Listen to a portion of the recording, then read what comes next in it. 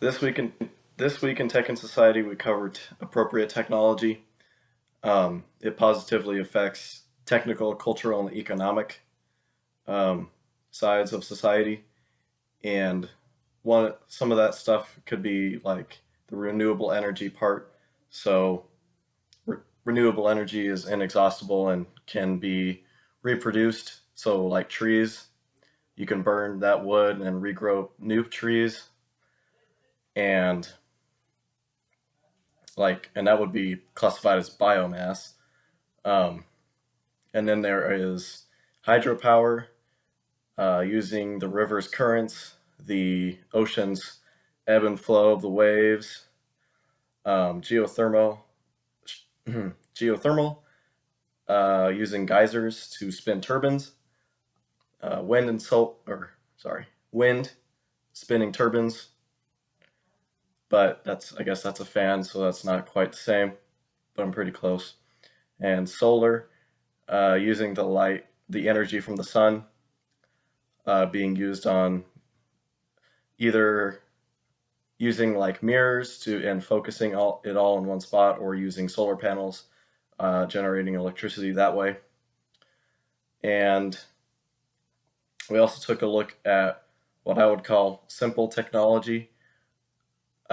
So maybe it doesn't look so simple, but it does in our eyes because it's not cutting edge. So the the straw bale house that was covered in stucco and painted over, that doesn't look uh, top of the line, but for how much for how much stuff that it saves, and like how much straw we have lying around, that's a good idea. Obviously, it's not for everyone, so like wet climates, those houses wouldn't stand a chance. Um, Probably not here in Kansas. I know it's pretty dry, but when it rains, it pours. Um, and we looked at like the not greenhouse, but the green building stuff, like the copper pipe that wrapped around the outtake or your of your shower, so it warmed up with that copper rod, and then it would warm up the intake water, so that you could possibly save some money, or the glass that would tint when it absorbed heat, and that therefore would reflect, or not, maybe not reflect, but would absorb more heat into the window rather than letting it go into your house. So like sunglasses. Um,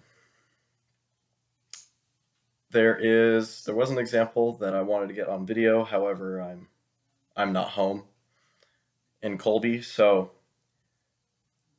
there is I that we have some airplanes.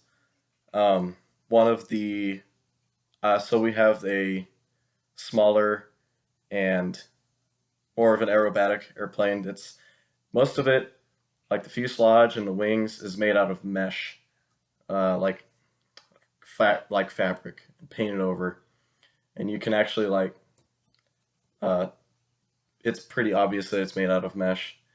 It's lightweight, and you don't have to have carbon fiber composites for something simple like that. It doesn't have to be top of the line. It just has to be feasible. We have my brother has an airplane that has copper, or not copper, carbon fiber um, cowlings, but it's like the house thing. You don't have to have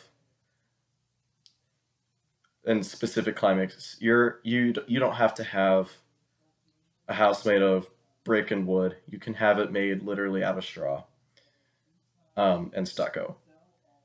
It just depends on what's feasible, what you can manage. Um, that's all I got this week. Uh, Probably now going to have to read the book for tomorrow.